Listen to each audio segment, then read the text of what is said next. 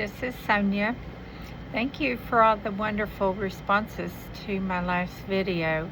I had originally sent that to Libby because of the urgency of the message and the critical information received. I thought she might find it helpful and to show that I was getting the same information she was. But she kindly put it on her YouTube channel, and I appreciate that so much. Libby is one of the first go-tos I go to every day to see what she has posted. She's wonderful and very talented and very honest and has a lot of integrity. I did get a question from Homewide 7115 wanting to know if grounding for Mother Earth or light working for peace for the collective is best right now, or doing both is best. And this is for entertainment only. This is not facts. This is coming from one source. Whether you believe it or not, it's up to you, but it is for entertainment purposes only. I'm going to use my pendulum, and we may ask some more questions as well. Are you all with me? Yes, thank you. Will you ask some questions that Homewide asked? Is grounding every day important to do? Now, back and forth means yes. Can you show them a no? Left to right is no. Okay, thank you. Being a light worker and working for peace, praying for peace, is that important to do? That's a yes. So I have a question of my own. Can one person impact the collective and timeline? Yes.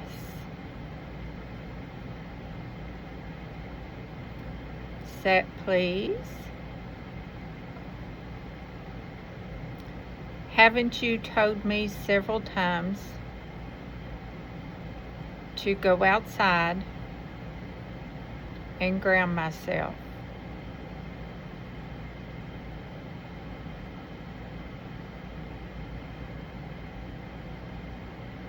Does prayer work?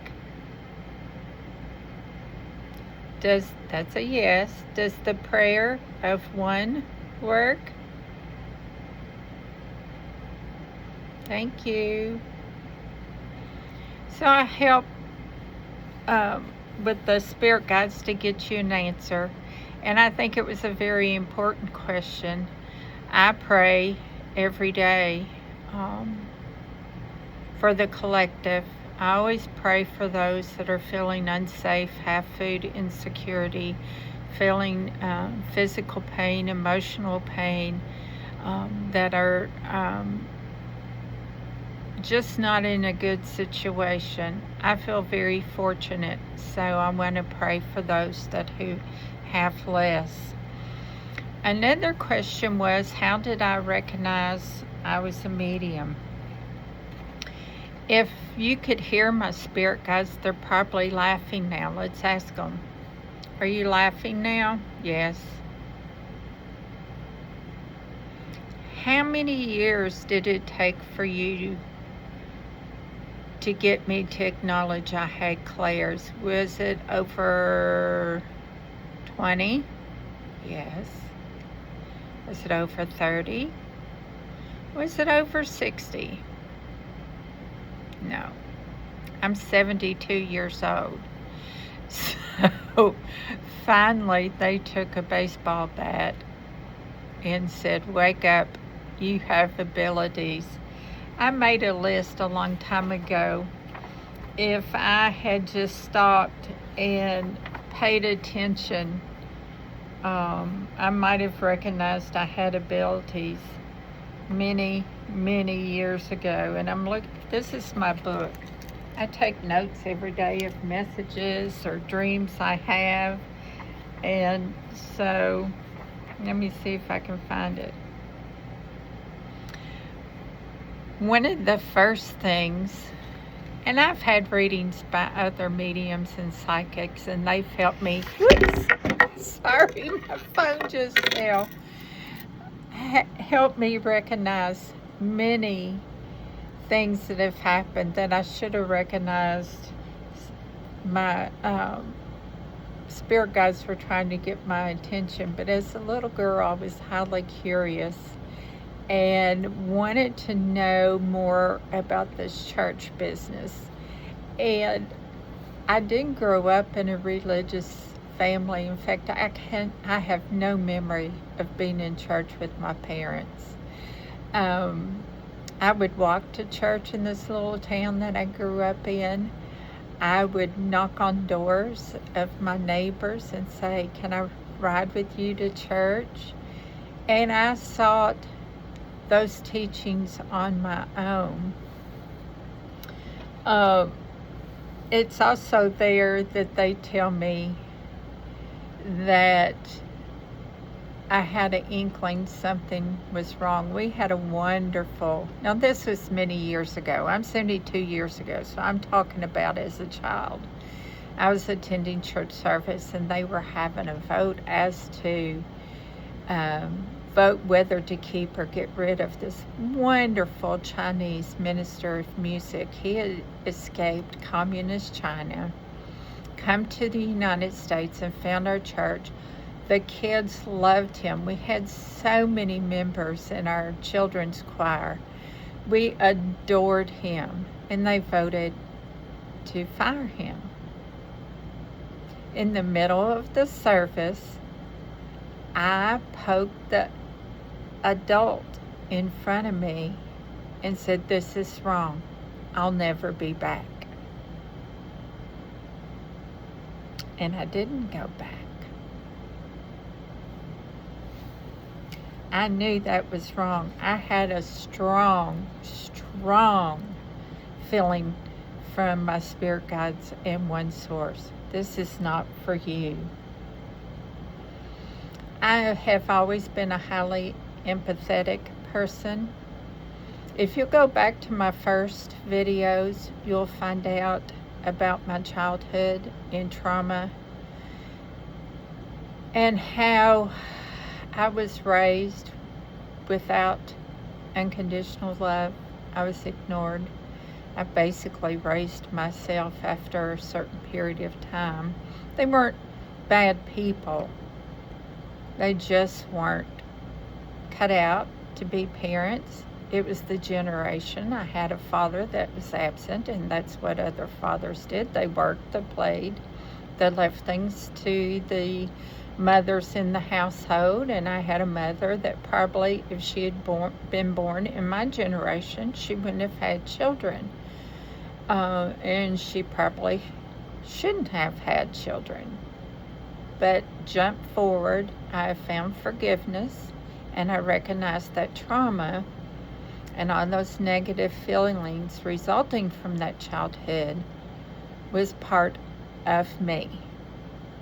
Realizing that from everything, trauma is telling you you need to change, and boy did I need to. I had a friend that became pregnant in high school, and she was ostracized. In fact, later on in the year, she was forced to go to another school in a larger nearby city to finish her senior year. I was automatically drawn to her and would walk up to her every day and say, "How you feeling?" And in fact, I had not been around a pregnant lady before, and I asked if I could feel the baby. And jump forward 2 years, we became best friends in college. She has since passed, and she remained my dear, dear friend forever. I've always been drawn to trees. I traveled a lot as a home health social worker, as a salesperson in healthcare, throughout my career, I always would pick out a favorite tree. I would take the same trips each week, and I would pick out a tree, and I just loved them. I loved to look at all their glory and their beauty. And my spirit guides tell me I used to be a tree. And actually, I can talk to trees now. I remember I was probably 49, and my marriage was failing. I was in a bad place. My friends used to say, I don't know why you bother to get up every morning. If you look up at the 10 top stressors in one's life, I had all 10 rotating. Sometimes I had 6, sometimes I had 5. They would change. Sometimes I'd have all 10. But for 10 years, it was brutal, brutal. And I remember my neighbors had asked me to go to church. And I'm sorry if I hurt anybody's feelings, but I just do not like Baptist churches. And they're a little too negative for me. They talk about hell too much. Hell doesn't exist. But anyway, they invited me to go to church, and I went. And I said, I'll follow you there. And it was so funny because I said, Dear Lord, if I need to make a change in my life, if I'm facing divorce one more time, please only let me hear Amazing Grace, How Great Thou Art, and another one, and I can't remember. And I was sitting there. The minister of music says, I've been called to only play 3 songs today. And it was those 3 songs. I hope you're getting goosebumps. So I went home and started making changes. Oh, Just As I Am, which I really didn't count that one because I think Baptist churches play that every single service, but that's what it was. And it was also, they just told me what a friend I have in Jesus. Amazing Grace, How Great Thou Art, and what a friend I have in Jesus.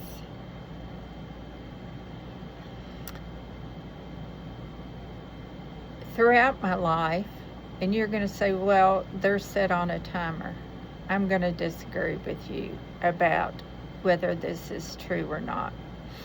I would travel in the dusk hours or nighttime, and street lights would go off by half a dozen. I was dating my current husband, and I said, by the way, you're going to find this odd, because we were driving somewhere and it was just getting dark, and I said, street lamps go off when I'm around. He said, well, you know they're on a timer. I said, okay, wait. Then bam, bam, bam, bam. And he said, oh, that's just a coincidence. I said, okay, go a mile, turn around, come back. And on the other side, as we got to him, off, off, off, off. And I said, as we went away, I said, now look in your rearview mirror. They're coming back on. I think I made a believer then. And I should have known something was up then. I mean, I was highly successful, had such a high emotional IQ with people. And I remember I started a new job, and I saw a female co-worker and talking to my boss, and I just happened to walk by that office, and as I got by, I stopped and went, oh, they're having an affair. And yes, they were.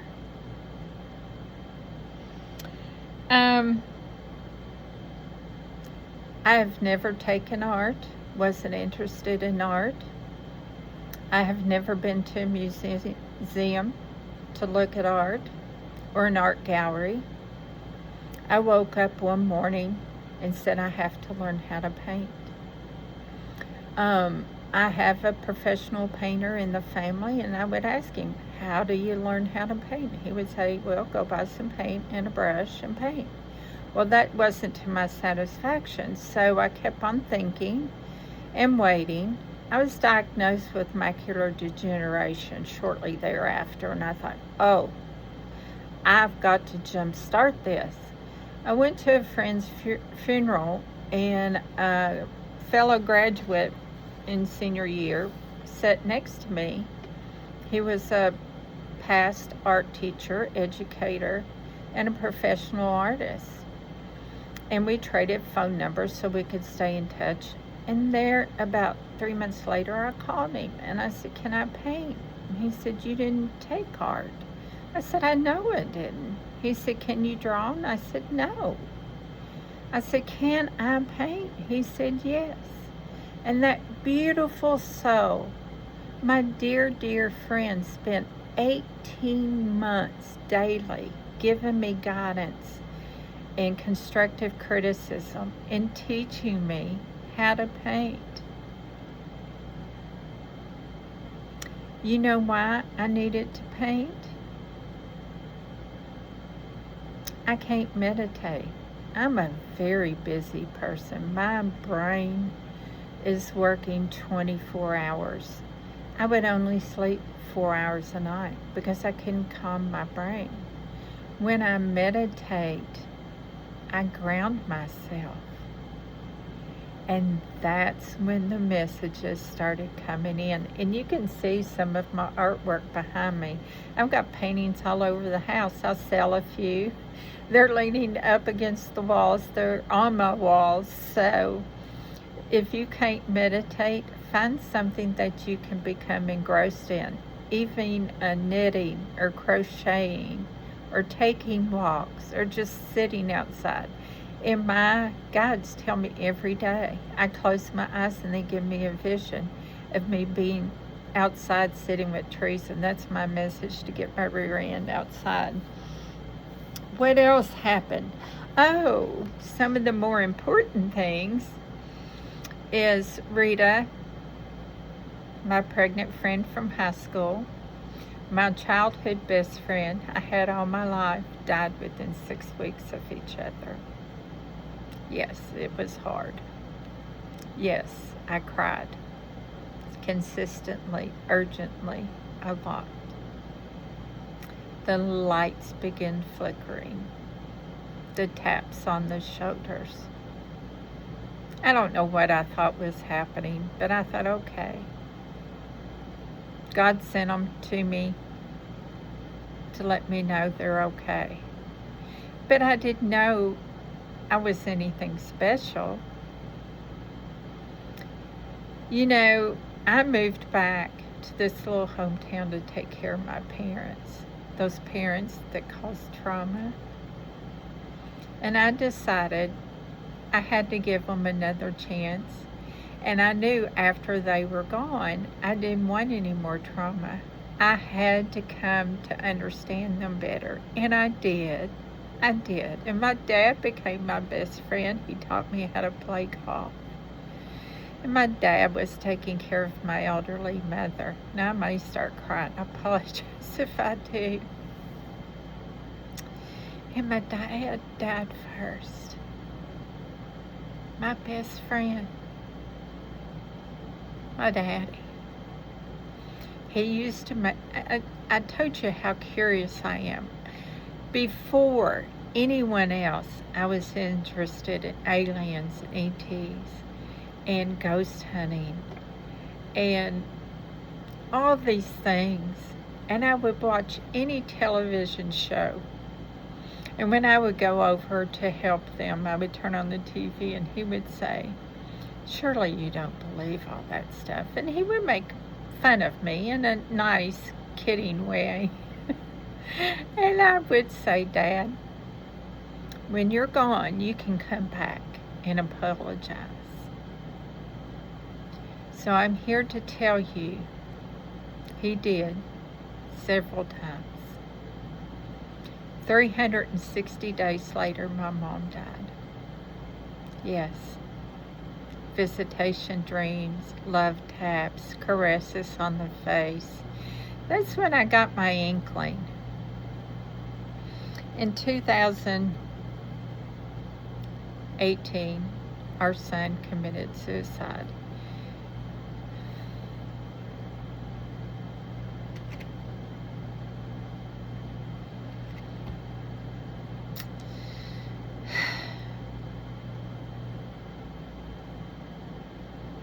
Dimes would drop on my head, and my husband was still way behind me. We moved to a new home, and I moved my art shop to a pool house. I had gotten a puppy. That puppy was sitting outside watching my beach ball float in the pool, and I think, thank the Lord that he is watching that ball and leaving me alone. About an hour later, I said, Cooper, let's go inside and get a drink of water. About 30 minutes later, I was going back outside to finish my painting, to walk along the pool. That beach ball had gone up 8 steps across the deck and landed next to the door. No wind. It was 96 degrees. That was my son. I then started getting messages, hearing my spirit guides. I heard Anthony. As soon as he died, I would see glimpses. And finally I said, okay, something's going on. Then I started reading books, and then I started getting on YouTube, listening to mediums and psychics, and then I bought a pendulum, and the world opened up to me. And I can tell you, taking that many years, I haven't had a bad life, but I haven't had an easy life. I've had a lot of mountains to climb, but I did have mountains that I would sit on for a while. But when I would start dipping down into those valleys, I can tell you I was a highly anxious person. I had chronic stomach issues. I didn't sleep. I had IBS. And it was all for me not coping. And finally, I turned to God, one source. I said, I give. You've been talking to me. What do you want to tell me? And here I am today, full of gratitude, forgiveness, love.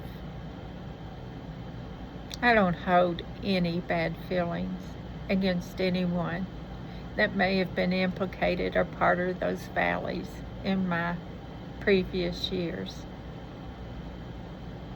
Finally, a baseball bat.